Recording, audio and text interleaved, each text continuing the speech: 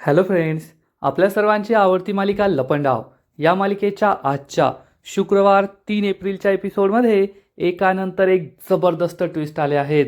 आणि आजचा एपिसोड तर खूप भयानक होता. या मालिकेत पुढे काय घडणार आहे, गोष्ट कोठे जाणार आहे, हे सत्य आपल्याला कळलंय. मग नेमका असा कोणता मोठा ट्विस्ट आलाय? तर फ्रेंड्स, आपण सगळे तेजस्विनी आणि मनस्विनी या दोघींमधील युद्ध पाहतोय. दोघी सुद्धा सिद्ध करण्याचा प्रयत्न करताय की तीच खरी तेजस्विनी कामत आहे. परंतु हे सगळं होत असतानाच सखीच्या आणि कान्हाच्या आयुष्यात एक खूप मोठं वादळ येणार आहे. सखीच्या नाकातून चक्क रक्त व्हायला लागलंय, ती बेशुद्ध पडलीये. याचाच अर्थ सखी खूप आजारी पडणार आहे आणि तिला असा एखादा जीव घेणा आजार होणार आहे ज्यामुळे लवकरच सखीचा मृत्यू होऊ शकतो. सखी देवाघरी जाऊ शकते. मग हे सगळं घडलं तरी कसं? सखीला असा कोणता आजार झालाय हे जाणून घेण्यासाठी हा व्हिडिओ शेवटपर्यंत नक्की पहा. फ्रेंड्स, आजच्या एपिसोडच्या सुरुवातीलाच तेजस्विनी आणि मनस्विनी म्हणजे सरकार या दोघींमध्ये कॅरमचा डाव रंगलेला असतो. आणि आपल्या खऱ्या तेजस्विनीने क्वीन तर आधीच मिळवलेली असते, पण तिला आता कवर मिळवायचं असतं. तिची पांढऱ्या रंगाची सोंगटी असते आणि मग तेजस्विनी आपलं संपूर्ण कसब वापरत असते. कोणत्याही परिस्थितीत हे कवर मिळवायचं, हा गेम जिंकायचा आणि मीच खरी तेजस्विनी कामत आहे हे सिद्ध करून दाखवायचं, असं तेजस्विनीने ठरवलेलं असतं. परंतु सरकार तिच्याकडे बारकाईने पाहत असते आणि मनात विचार करते, तेजस्विनी, तू कितीही ठरवलं ना तरी सुद्धा तू स्वतःला खरी तेजस्विनी कामं सिद्ध नाही करू शकणार. कारण हा डाव सुद्धा माझा आणि तुझी संपूर्ण संपत्ती सुद्धा माझी. आता तू पाहतच राहा मी काय करते ते. आणि त्याच वेळेस सगळ्यांचं लक्ष या खेळाकडे असतं, तेजस्विनीकडे असतं. तेजस्विनी कवर मिळू शकेल की नाही अशी सगळ्यांना काळजी वाटत असते. पण सरकारने आपला प्लॅन बनवलेला असतो. जेव्हा तेजस्विनी आपली स्ट्रॅटेजी बनवत असते, आपली पांढरी सोंगटी टाकण्याचा प्रयत्न करते, त्याच वेळेस सरकारचा हात हा कॅरम बोर्डच्या खाली असतो आणि जेथे तेजस्विनी आपली सोंगटी टाकणार असते तेथील जाळी सरकार आपल्या बोटांनी चक्क वर करते. म्हणजे जेव्हा ही सोंगटी या खाच्यात जाईल तेव्हा जाळी वर असल्यामुळे सोंगटी आतमध्ये जाणार नाही, असा सरकारचा प्लॅन असतो. परंतु सगळ्यांचं लक्ष हे तेजस्विनीकडे असतं. त्यामुळे सरकारने काय बदमाशी केली आहे हे कोणाच्याच लक्षात येत नाही. आणि तेजस्विनी आपली स्ट्राईक करते आणि तिच्यात तर एकदम कसब आहे, टॅलेंटेड खेळाडू आहे ती. त्यामुळे एकदम ॲक्युरेट, एकदम बरोबर तिची ही पांढरी सोंगटी ही आतमध्ये जाणार आणि हा संपूर्ण गेम तेजस्विनी जिंकणार. पण सरकारच्या या बदमाशीमुळे तिने ही जाळी वर केल्यामुळे ही सोंगटी आतमध्ये जात नाही आणि बाहेरच थांबते. आणि बाकीच्या सगळ्यांना वाटतं नीट दिसतच नाहीये, जाळी सरळ इतकी वर दिसत असते. पण कोणाच्याही हे लक्षात येत नाही की सरकारने बदमाशी केली आहे, बैमानी केली आहे आणि ही पांढरी सोंगटी आतमध्ये जातच नाही. त्यामुळे तेजस्विनी खूप निराश होते. कान्हा, सखी, मीनाक्षी, गौतम या सगळ्यांना वाईट वाटतं तेजस्विनी जिंकली नाही म्हणून. आणि सरकारसुद्धा बॅड लक अशी नाटकं करते आणि म्हणते, पाहिलं का कान्हा, नाही गेलं कवर. म्हणजे तुझ्या तेजस्विनीमध्ये माझ्या एवढं कसब नाही आहे हे खेळ खेळण्याचं. कान्हाला खूप राग येतो. तेजस्विनी सुद्धा निराश होते की हा गेम जिंकण्याचा खूप भारी चान्स होता आणि हा चान्स मी मिस केलाय. मी पांढरी सोंगटी माझं कवर नाही जिंकू शकले. आणि मग सरकार म्हणते, काही नाही ताई, एवढं टेन्शन घेऊ नको, मी आहे ना, मी बरोबर करते. आता आता हा गेम मीच जिंकणार, असा सरकारला फुल कॉन्फिडन्स असतो. आणि मग सरकार ही आपली स्ट्राईक करण्याचा प्रयत्न करते. परंतु सरकारचा हाच ओव्हर कॉन्फिडन्स तिला चांगलाच नडलेला असतो. आणि सरकार ही तेजस्वीला म्हणते, ताई, ती क्वीन बाकी आहे ना, त्या क्वीनवर माझाच हक्क आहे, ती क्वीन परत ठेव. तेजस्विनी दुःखी होऊन ही क्वीन पुन्हा एकदा ठेवून देते. आणि मग सरकार आपली पुढची स्ट्राईक करते. पण सरकार ही ओव्हर कॉन्फिडन्समध्ये असं काहीतरी करते ज्यामुळे एका फटक्यात तेजस्विनी हा गेम जिंकते. कारण सरकारची काळी सोंगटी असते आणि तेजस्विनीची पांढरी सोंगटी असते. पण सरकार ही लक्ष न देता ओव्हर कॉन्फिडन्समध्ये चक्क तेजस्विनीची पांढरी सोंगटीच आतमध्ये टाकून देते. याचा अर्थ आता तेजस्विनीने जे कवर जिंकायचं राहून गेलं होतं ते कवर सरकारने तिच्यासाठी जिंकलेलं असतं आणि हा गेम सुद्धा खऱ्या तेजस्विनीने जिंकलेला असतो. सरकारने फाऊल केलाय हे कान्हा, सखी, गौतम, मीनाक्षी सगळ्यांच्या लक्षात येतं आणि सगळेजण टाळ्या वाजू लागतात. तर सरकारला असं वाटतं की मीच गेम जिंकलीये आणि सरकार खूप खुश होते. यस यस, मीच जिंकले असं म्हणून ती सखीकडे पाहते. सखीला समजतं की हिला अजून काही कळलेलंच नाहीये. खऱ्या तेजस्विनीला सुद्धा समजलेलं असतं की सरकारने फाऊल केलाय आणि मी हा गेम जिंकलीये. आणि मग कान्हा म्हणतो, अरे वा, गेमचा रिझल्ट लागला आणि जिंकले आहेत सरकार. सरकार खुश होते, पण कान्हाचा डायलॉग बाकी असतो. कान्हा म्हणतो, जिंकले आहेत सरकारची बहीण तेजस्विनी. सरकारच्या पायाखालचीच जमीनच सरकते. तेजस्विनी खूप खुश होते. सरकार चिडून म्हणते, व्हॉट नॉनसेन्स, मी जिंकलीये. तू याईला कसं काय म्हणतोय की ती जिंकलीये? मी जिंकलीये, मी माझी सोंगटी आतमध्ये टाकलीये ना. तर तेजस्विनी म्हणते, मनस्विनी, तू नीट पाहिलं नाहीये वाटतं. तुझी काळी सोंगटी नाही तर माझी पांढरी सोंगटी स्ट्राईक केलीये आणि मी जिंकलीये.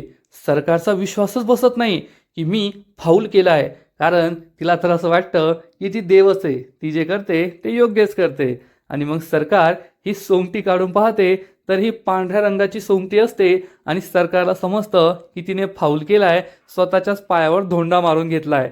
कान्हा खूप खुश होतो, तेजस्विनीलाही आनंद होतो. सरकारचा चेहरा मात्र पाहण्यासारखा झालेला असतो. आणि इकडे किर्लोस्कर कन्स्ट्रक्शनमध्ये राजेश मामा आणि सचिनची भेट झालेली असते. आणि राजेश मामा सचिनला विचारतात, तुम्हाला ही नोकरी कशी मिळाली? सचिन सांगतो, ज्या दिवशी सरकारने मला बाहेर काढलं त्याच दिवशी मला एका माणसाचा कॉल आला. त्याने मला काहीच न विचारता या कंपनीमध्ये जॉब ऑफर केला आणि पगारसुद्धा चांगला दिला. मला तर आधी असं वाटलं की कुणीतरी आपली चेष्टा करतंय, खोटं बोलतोय. पण जेव्हा मी येथे आलो तेव्हा मला कळलं हे खरं आहे आणि मी अपर्णा एंटरप्राइजेसमध्ये काम करतो. तर हा राजेश मामा सांगतो, बरं आहे, मी सुद्धा किर्लोस्कर कन्स्ट्रक्शनमध्ये काम करतो. सचिन विचारतो, पण खरंच ती सरकार फ्रॉड आहे का? तर राजेश मामा सांगतो, हो, ती खरंच फ्रॉड आहे आणि 2 दिवसात अख्ख्या जगाला तिचं सत्य कळेल आणि तिची घरातून आणि कंपनीतून हकालपट्टी होईल. सचिन म्हणतो, हे तर खूप छान झालं, तिच्याबरोबर असंच व्हायला पाहिजे. तिच्या त्या कंपनीपेक्षा मी अपूर्णा एंटरप्राइजेसमध्ये खूप खुश आहे. पगारसुद्धा चांगला आहे, लोकंसुद्धा खूप चांगली आहे, आमच्याशी खूप प्रेमाने वागतात. राजेश मामा म्हणतो, हो ना, तेथील वातावरण आणि येथील वातावरण यामध्ये खूप फरक आहे. राजेश मामा आणि हा सचिन हे दोघे बोलत असताना कुणीतरी त्यांचा व्हिडिओ काढत असतं. म्हणजे नक्कीच हा सरकारचा माणूस असायला हवा जो या दोघांचा व्हिडिओ शूट करतोय. म्हणजे आता सरकारचं सत्य तर समोर आलंय, पण लवकरच कान्हाचं सत्य सुद्धा समोर येऊ शकतं आणि सरकार त्याचाच वापर करून घेईल की कान्हाने सुद्धा सखीचा विश्वासघात केलाय, कान्हा हा खोटारडा आहे. त्याच वेळेस किरण तेथे येतो आणि म्हणतो, राजेश मामा, तुम्ही तेथे काय करताय? चला, तुमची वाट पाहता मॅडम, त्यांना ती फाईल नेऊन द्या. आणि राजेश हा मॅडमकडे जातो, सचिन तेथून निघून जातो. तर इकडे सरकारच्या पायाखालची जमीन सरकलेली असते, ती या पांढऱ्या सोंगटीकडेच पाहत असते आणि सखी सरकारला विचारते, सरकार, जर तुम्ही खऱ्या तेजस्विनी कामत आहात ना, मग तुम्ही इतकी मोठी चूक कशी करू शकता? कारण माझी आई या खेळात खूप तरबेज होती आणि ती अशी सिली मिस्टेक करूच शकत नाही. सरकारला काय उत्तर द्यावं ते समजतच नाही. सखी विचारते, बोला ना सरकार, तुम्ही अशी सिली मिस्टेक का केली? आणि सरकार सखीला म्हणते, कसं आहे ना सखी, मागील 12 वर्षांपासून माझ्यावर तुझी आणि इतक्या मोठ्या कामत एम्पायरची जबाबदारी आहे. म्हणून माझ्या या बोटांना कॅरम खेळण्याचा विसर पडलाय, माझं कसब हे कमी झालंय. तेजस्विनीला खूप राग येतो आणि ती चिडून म्हणते, मग तसं जर असेल तर मागील 12 वर्षांपासून तू सुद्धा मला काल कोठडीमध्ये डांबून ठेवलं होतं. मग माझं कसब का नाही गेलं? मला कसा कॅरम खेळता येतो? मनस्विनी, तुला आज नाही जिंकता आलं. तू ही सिली मिस्टेक केली कारण तू खरी तेजस्विनी नाहीये. माझ्या जे कॅरम खेळण्याचं कसब आहे ना, ते तुझ्यात नाहीये. आणि जो खरा प्लेयर असतो ना, त्याला 12 वर्ष काय 120 वर्ष जरी कोठे डांबून ठेवलं ना, तरी त्याचं टॅलेंट कधीच जात नाही. तो झोपेतून उठून जरी खेळला तरी त्याच टॅलेंटने खेळत असतो. सरकार खूप चिडते, उठून उभी राहते आणि म्हणते, आता तू मला शिकवणार का कसं खेळायचं, कसं जगायचं, काय करायचं? मी सरकार आहे सरकार. हे सगळं बोलण्याआधी ना माझी काय अवस्था झाली होती जेव्हा माझा राघू मला सोडून गेला होता ना, हे जाणून घ्यायचं. राघवने एवढीशी छोटीशी सखी आणि या कामत एम्पायरची जबाबदारी माझ्या खांद्यावर टाकली होती. मला ते सांभाळणं जास्त महत्त्वाचं होतं. तुझ्यासारखं कॅरम खेळणं नाही, म्हणून मी कॅरम खेळणं सोडून दिलं होतं. आणि लवकरच मी तुला या घरातून हाकलून देणार आहे, कारण मी सरकार आहे, मी खरी तेजस्विनी आहे, हे सगळं साम्राज्य माझं आहे, या सगळ्यावर माझा हक्क आहे. तेजस्विनी सुद्धा खूप चिडते, उठून उभी राहते आणि म्हणते, हे सगळं तुझं नाहीये, तर हे सगळं माझं आहे. तू माझं ओरबाडून घेतलंय, या घरावर, कंपनीवर, संपत्तीवर माझा हक्क आहे. सरकार आणि तेजस्विनीमध्ये चांगलंच भांडण रंगतं. कान्हा म्हणतो, थांबा थांबा, भांडण करू नका. अजून सखी मॅडमला निकाल घोषित करायचा आहे की कोण जिंकलंय. सगळेजण सखीकडे पाहू लागतात. तेजस्विनी आणि मनस्विनी एकमेकांवर खूप चिडलेले असतात. आणि मग सखी रिझल्ट घोषित करते आणि म्हणते, आजचा हा दुसरा दिवस, दुसरं चॅलेंज, कॅरमचा हा गेम जिंकली आहे सरकार. सरकार सखीकडे आश्चर्याने पाहते, तर सखी सुद्धा अर्धाच डायलॉग बोलते आणि नंतर पुढचं बोलते, आजचा गेम जिंकली आहे सरकार, सरकारची बहीण. त्यामुळे सरकारचा चेहरा पाहण्यासारखाच होतो. तेजस्विनी खूप खुश होते. गौतम, मीनाक्षी, कान्हा या सगळ्यांना आनंद झालेला असतो आणि कान्हा तेजस्विनीचं अभिनंदन करतो. सरकार खूप चिडते आणि कान्हाला विचारते, तुला हा खेळ खेळता येतो का? कान्हा सांगतो, एकदम भारी, लय भारी, मला खूप चांगला खेळता येतो. तर सरकार चिडून म्हणते, लय भारी खेळता येतो ना, मग कशावरून? तूच या खोट्या तेजस्विनीला हा गेम पढवून शिकवून येथे नाही आणलंय. तू तिला सांगितलं असेल की खऱ्या तेजस्विनी कामतला कॅरम चांगला खेळता यायचा, मग मी तुम्हाला शिकवतो. तू तिला शिकवलं म्हणून ती जिंकली. सरकार खूप चिडते आणि तेजस्विनीला ठणकावून सांगते, या कान्हाने तुझी कितीही साथ दिली, तुला कितीही पढवून लिखून येथे पाठवलं ना, तरीसुद्धा मी खरी तेजस्विनी कामत आहे आणि उद्याचे 2 गेम मीच जिंकणार, पुढचे 2 दिवस मीच जिंकणार आणि खरी तेजस्विनी कामत मीच आहे हे सिद्ध करून दाखवणार, एवढं लक्षात ठेव. अशी वॉर्निंग देऊन सरकार रागारागाने आपल्या रूममध्ये जाऊ लागते. कान्हा सखीला बाजूला ओढतो, उगाच धडक नको व्हायला, आणि सरकार रूममध्ये निघून जाते. घरातील सगळे टेन्शनमध्ये असतात, पण आजचा गेम तेजस्विनी जिंकली म्हणून तिच्या चेहऱ्यावर मात्र हसू असतं. सरकार रागारागाने तिच्या रूममध्ये येते. आज त्या तेजस्विनीने मला हरवलं, मी कॅरमचा खेळ हरले म्हणून सरकार खूप चिडलेली असते. ती एक फ्लॉवर पॉट उचलते आणि दरवाजाच्या दिशेने फेकून देते. तेवढ्यात कान्हा तेथे येतो आणि खूप भारी कॅच पकडतो आणि म्हणतो, काय सरकार, तुम्हाला हे शोभतं का? अहो, ही राघव कामत, तेजस्विनी कामत, सखी कामतची प्रॉपर्टी आहे. तुमचा या प्रॉपर्टीवर काही हक्क नाहीये. असं नुकसान करणं तुम्हाला शोभत नाही. सरकारला खूप राग येतो आणि ती चिडून म्हणते, तू मला शिकवणार का नुकसान कसं करायचं नाही करायचं? अरे, तुला पाळीव कुत्रा म्हणून मी या घरात आणलं होतं. कालपर्यंत मी म्हटल्यावर शेपटी हलवायचा, मी म्हटल्यावर खाली बसायचा, टंगडेवर करायचा, आणि आज तू मला अक्कल शिकवणार का की मी काय करायचं आणि काय नाही करायचं? कान्हा खूप चिडतो आणि म्हणतो, सरकार, कसं आहे ना, तुम्ही मला कुत्रा म्हटला याचं मला वाईट नाही वाटलं, कारण कुत्रा खूप चांगला प्राणी आहे, मला खूप आवडतो, इमानदार असतो तो, तुमच्यासारखा बैमान नसतो. सरकार खूप चिडते आणि कान्हा उत्तर देतो, सरकार, पण तुम्हाला लवकरच कळेल की मी कुत्रा आहे की तुमची शिकार करायला आलेला वाघ आहे. असं म्हणून कान्हा हा तेथून जाऊ लागतो. तेवढ्यात त्याला ती डायरी दिसते, राघव कामतची डायरी, जी त्यानेच लिहिलेली असते. तो ही डायरी घेतो आणि म्हणतो, सरकार, ही कुणाची डायरी आहे? सरकार त्याच्या हातातून ही डायरी हिसकावून घेते आणि म्हणते, this is none of your business, माझ्या वस्तूंना हात लावायचा नाही, चल निघ इथून. आणि कान्हा मनात विचार करतो, सरकार, तुम्ही 1 नंबरच्या मूर्ख आहात, मूर्ख. माझ्या डायरीला राघव कामतची डायरी समजताय, पण आता तुम्हाला लवकरच सत्य कळेल की मी तुमचा कसा गेम करणार आहे ते. कान्हा तेथून निघून जातो. सरकार खूप चिडते आणि म्हणते, कान्हा, तू मला डबल क्रॉस केलंय, मी तुला सोडणार नाही. तू माझ्या भूतकाळात डोकावलाय, आता मी सुद्धा तुझ्या भूतकाळात डोकावणार, तुझं सत्य शोधून काढणार. म्हणजे सरकारने सुद्धा ठरवलंय की हा कान्हा किस खेत की मुली आहे हे शोधून काढायचं.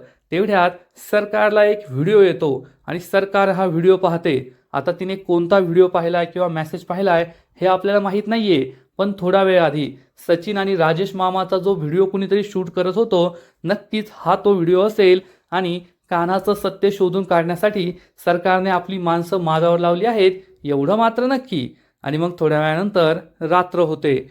परशुराम आपल्या रूममध्ये असतो. त्याला खूप गरम होत असतं. मीनाक्षी तेथे येते आणि म्हणते, तुम्हाला उघडतंय का? तेजस्विनी वहिनीने कैरीचं पन्ह बनवलंय, ते मी तुम्हाला देऊ का? तर परशुराम विचारतो, कोण तेजस्विनी वहिनी? तर मीनाक्षी सांगते, त्या नवीन आल्या आहेत ना, त्या खऱ्या तेजस्विनी वहिनी आहेत, हे माझ्या मनाने मला सांगितलंय. तर लगेचच परशुराम म्हणतो, नाही नाही, अजून ते काही सिद्ध झालेलं नाहीये. ती बाई फ्रॉड सुद्धा असू शकते, तू तिच्यावर विश्वास ठेवू नको. पण मीनाक्षी घडलेला सगळा प्रकार सांगते की आज तेजस्विनी वहिनी आल्या होत्या आणि त्यांनी माझ्या बाळाची चौकशी केली. सगळं काही ठीक होईल असं मला म्हणाल्या. मीनाक्षी सांगते, आजपर्यंत त्या सरकारने कधीही माझ्या बाळाची विचारपूस केली नाही. उलट माझा छळ केला आहे. माझ्या बाळाला माझ्यापासून हिरावून घेतलंय. पण या खऱ्या तेजस्विनी वहिनी आहेत, ज्यांनी माझ्या बाळाची काळजी घेतली, माझ्या बाळाची विचारपूस केली. सगळं चांगलं होईल असं त्या म्हणाल्या. म्हणून माझ्या मनाने कौल दिलाय की याच खऱ्या तेजस्विनी का वहिनी आहेत आणि लवकरच सरकार पडणार आहे. पण परशुरामचा मात्र विश्वास नसतो आणि परशुराम म्हणतो, नाही मीनाक्षी, सरकार पडणार नाहीये. सरकार शेवटच्या क्षणी गेम फिरवू शकतात. त्यामुळे तू माझ्यावर विश्वास ठेव. खरी तेजस्विनी वहिनी ती बाई जरी असली ना, तरी सरकार कोठे जाणार नाही, सरकार काही पडणार नाही. त्यामुळे मीनाक्षीला सुद्धा टेन्शन येतं. आणि इकडे कान्हा त्याच्या रूममध्ये असतो. तेवढ्यात सखी तेथे येते आणि जोर जोरात शिंका घेत असते. कान्हा विचारतो, काय झालं? तुम्हाला काय सर्दी झाली आहे का? तर सखी म्हणते, हो, तुझ्यामुळेच झाली आहे. कारण तू मला शॉवर खाली भिजवलंस ना, तुझ्यामुळे हे सगळं झालंय. कान्हा म्हणतो, हो का? कोणी कोणाला भिजवलं हे तुम्हाला सुद्धा चांगलंच ठाऊक आहे. चला, आता तुम्हाला सर्दी झाली ना, मग तुम्ही औषध घ्या. पण सखीला औषधाची भीती वाटत असते. सखी म्हणते, हे नाही या, मी औषध वगैरे नाही घेणार. आणि सखी चक्क बेडवर उभी राहते आणि त्याच वेळेस तिचं नाक गळत असतं. कान्हा म्हणतो, सखी मॅडम, औषध नाही घेतलं तर तुम्हाला आणखीन त्रास होईल. चला गुपचूप औषध घ्या बरं. पण सखी त्यासाठी नकार देते. तिचं नाक गळत असतं, त्यामुळे सखी उशी घेते आणि चक्क या उशीलाच नाक पुसते. कान्हा म्हणतो, छी, किती घाणेरडे आहात तुम्ही. काय लहान मुलासारखं करताय. गुपचूप औषध घ्या. तुम्ही औषध घेतलं ना तर मी तुम्हाला हो म्हणेल. हे ऐकून सखी खूप खुश होते. तिला असं वाटतं की मी कान्हाला आय लव्ह यू म्हटली आहे आणि कान्हाही डील करतोय की जर मी हे औषध पिलं तर तो माझ्या आय लव्ह यूला हो म्हणेल आणि मला आय लव्ह यू टू असं म्हणेल, मला होकार देईल. सखी विचारते, खरंच तुम्हाला हो म्हणशील का? कान्हा म्हणतो, हा कान्हाचा शब्द आहे. कान्हा प्रॉमिस. मी हो म्हणेल म्हटलं ना म्हणजे नक्की हो म्हणेल. सखीला वाटतं चांगली डील आहे आणि सखी लगेच तयार होते. सखीला आठवतं की मी कान्हाला आय लव्ह यू म्हणाले होते, पण कान्हाने तेव्हा वेळ मागितला होता आणि कदाचित आता कान्हाच्या मनाचा निर्णय झालाय. मग कान्हा मला नक्कीच आय लव्ह यू टू म्हणणार असेल. सखी तयार होते. कान्हा शेजारी येऊन बसते आणि कान्हा तिला हे सर्दीचं औषध दाखवतो. सखी ही औषध घेण्यासाठी तयार नसते, पण कान्हाने आय लव्ह यू म्हणावं यासाठी ती काहीही करायला तयार आहे. कान्हा तिला हे औषध देतो. तर सखी म्हणते, अरे एवढं औषध का? थोडंसं दे ना. कान्हा म्हणतो, तुम्हाला मी हो म्हणावं असं वाटतंय ना, मग गुपचूप औषध प्यायचं. आणि मग कान्हा सखीला औषध प्यायला देतो. पण सखी ही अगदी लहान मुलासारखी करत असते. खरंच हा सीन खूप क्यूट आहे. आणि कान्हा हा सखीला हे औषध भरवतो. सखी खूप किरस करत असते. ती कशीबशी हे औषध पिते. तिला ते खूप कडू लागतं. कान्हा म्हणतो, असं कसं? गुड गर्ल, चांगलं औषध पिलं तुम्ही. तर सखी म्हणते, आता मी औषध पेली आहे, आता तुझं प्रॉमिस पूर्ण कर, मला हो म्हण. तर कान्हा म्हणतो, हो. सखी विचारते, काय? अरे मला हो म्हण ना. कान्हा म्हणतो, म्हटलो ना. ठीक आहे, पुन्हा एकदा म्हणतो, हो.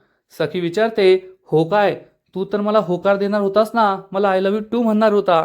कान्हा म्हणतो, मी असं कधी म्हणालो?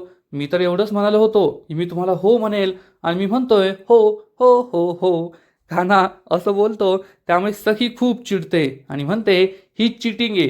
तू पुन्हा एकदा चिटिंग करतोय, मला फसवतोय. तर कान्हा म्हणतो, मी नाही चिटिंग करत आहे. तुम्ही गैरसमज केला, तुम्ही चुकीचा अर्थ धरला. आता मी तरी काय करणार आहे? मी तर तुम्हाला हो म्हणालोय. सखीला खूप राग येतो. सखी म्हणते, आज काय मी तुला सोडत नाही. सखी उशी घेते आणि कान्हा मागे धावते आणि सखी आणि कान्हा या दोघांची सुद्धा पकडम-पकडी सुरू होते. कान्हा हा सखीला उशीने मारत असतो. सखी ही त्याला मारत असते आणि सखी ही रागारागाने बाथरूममध्ये निघून जाते. तू नेहमी मला असं फसवतो, माझ्याशी खोटं बोलतो. कान्हा मनात विचार करतो, सॉरी सखी, पण मी तुला एवढ्या लवकर होकार नाही देऊ शकत. जोपर्यंत मी तुम्हाला माझं सत्य सांगत नाही की मी कान्हा महाडिक नाही तर कबीर देवदत्त किर्लोस्कर आहे, तोपर्यंत मी तुम्हाला माझं आय लव्ह यू, माझा होकार देऊ शकत नाही. आणि असा विचार करूनच आजचा एपिसोड संपतो. फ्रेंड्स, लपंडाव या मालिकेचा आजचा एपिसोड खरंच खूप भारी होता, खूप इंटरेस्टिंग होता. सरकार आणि तेजस्विनीमधला कॅरमचा खेळ पाहायला खूप मजा आली. आणि आता सरकारने सुद्धा ठरवलंय की ज्या प्रकारे कान्हा तिच्या भूतकाळात डोकावलाय तसंच सरकारला सुद्धा कान्हाच्या भूतकाळात डोकवायचंय. आणि जर सरकारला कान्हाचं सत्य समजलं की कान्हा हा कान्हा महाडिक नाही तर कबीर देवदत्त किर्लोस्कर आहे, तर सरकार या गोष्टीचा फायदा उचलू शकते. सखीच्या मनात, घरच्यांच्या मनात कान्हा खोटारडा आहे असं बिंबवू शकते. मग पुढे काय होईल हे पाहणं खूप इंटरेस्टिंग असणार आहे. पण आता लपंडाव मालिकेची गोष्ट तेजस्विनी आणि मनस्विनी या दोघींवरून शिफ्ट होऊन सखीवर येणार आहे. मग नेमकं असं काय घडणार आहे? तर फ्रेंड्स, लपंडाव मालिकेच्या पुढील एपिसोडमध्ये आपण पाहू की सखी ही वॉशरूममध्ये गेली आहे हे तर आपण पाहिलं, तर सखीचं उलटी करण्याचा जोरजोरात खोकल्याचा आवाज कान्हाला येणार. कान्हा सुद्धा वॉशरूममध्ये जाणार. तेव्हा त्याला दिसेल की सखीला उलटी झाली आहे. आणि कान्हा सखीला विचारेल, काय झालं सखी मॅडम, तुम्हाला खूप त्रास होतोय का? सखी ही स्वतःच्या चेहऱ्यावरचा हात बाजूला करणार. तेव्हा कान्हाला जबर धक्का बसेल, कारण सखीच्या नाकातून रक्त वाहत असेल. आता सर्दी झाल्यावर नाकातून काही रक्त वाहत नाही हे पाहून कान्हाला जबर धक्का बसणार. कान्हा खूप घाबरेल. कान्हा हा सखीला रूममध्ये आराम करायला सांगणार आणि लगेचच डॉक्टरांना फोन करत असेल. तेवढ्यात तेजस्विनी तेथे येईल आणि विचारेल, काय झालं कान्हा? कान्हा तेजस्विनीला सांगेल, सखीच्या नाकातून रक्त वाहतंय. त्यामुळे तेजस्विनीला सुद्धा जबर धक्का बसणार. त्यानंतर तेजस्विनी, गौतम, मीनाक्षी, परशुराम, कान्हा हे सगळेजण सखीजवळ येतील आणि सखी त्यांच्यासमोर उभी असेल. त्याच वेळेस सखीला चक्क चक्कर येणार आणि सखी खाली कोसळणार. तेजस्विनी तिला सावरेल. मग सखीला नेमकं झालंय तरी काय? सखीची अवस्था पाहून सरकार, कान्हा, तेजस्विनी या सगळ्यांना जबर धक्का बसेल. मग सखीला तर साधी सर्दी झाली होती आणि सर्दीमध्ये अशी नाकातून रक्त वाहत नाही किंवा चक्कर सुद्धा येत नाही. याचा अर्थ हाच आहे या मालिकेतला सगळ्यात मोठा ट्विस्ट, पुढे येणारा ट्विस्ट, की सखी ही खूप आजारी पडणार आहे. कदाचित सखीला एखादा जीव घेणा आजार सुद्धा होऊ शकतो, ज्यामुळे सखी खूप आजारी पडेल आणि तिचा जीव धोक्यात येईल. किंवा सखी ही काही दिवसांसाठीच या जगात असेल, तिचा मृत्यू सुद्धा होऊ शकतो. आणि हा या मालिकेतला सगळ्यात मोठा ट्विस्ट असेल, ज्यामुळे कान्हाला आपलं सत्य लवकरात लवकर सखीला सांगावं लागेल. पण त्याच वेळेस सखीला आणखीन मोठा धक्का बसायला नको, त्यामुळे तो स्वतःचं सत्य लपवू सुद्धा शकतो. तर फ्रेंड्स, खरंच आता इतक्या दिवस तर आपण खरी तेजस्विनी, खरी मनस्विनी याबद्दलच विचार करत होतो. पण या मालिकेत हा वेगळाच ट्विस्ट आलाय, ज्याचा आपण कधीच विचार केला नव्हता. मग सखीच्या नाकातून रक्त येणं, तिचं बेशुद्ध होणं ही एखादी नॉर्मल गोष्ट आहे, की मग खरंच सखीला एखादा जीव घेणा आजार झालाय, ज्यामुळे सखी कदाचित देवाघरी जाऊ शकते. त्यामुळे तेजस्विनी, मनस्विनी, सरकार, कान्हा या सगळ्यांच्या आयुष्यात खूप मोठं वादळ येईल. सगळ्यांचंच आयुष्य कायमचं बदलून जाईल असंच वाटतंय. तर फ्रेंड्स, तुम्हाला काय वाटतं? सखीचं हे नेमकं आजारपण काय असेल? खरंच सखी एखाद्या जीव घेण्या आजाराला बळी पडली आहे, की हे सगळं नॉर्मल आहे आणि मालिकेची गोष्ट सरकार आणि तेजस्विनी यांच्या आजूबाजूलाच फिरत राहील? नक्कीच कमेंट करून सांगा. तुम्हाला सुद्धा लपंडाव ही मालिका आवडते ना? कमेंट करा. आणि लपंडाव मालिकेचे असेच नवीन नवीन एपिसोड, नवीन नवीन अपडेट सर्वात आधी पाहण्यासाठी व्हिडिओला लाईक करा, शेअर करा, चॅनलला सबस्क्राईब करून बेल आयकॉनवर क्लिक करा. म्हणजे या मालिकेचे नवीन नवीन एपिसोड, नवीन नवीन अपडेट तुम्हाला सर्वात आधी पाहायला मिळतील. खूप खूप खूप धन्यवाद.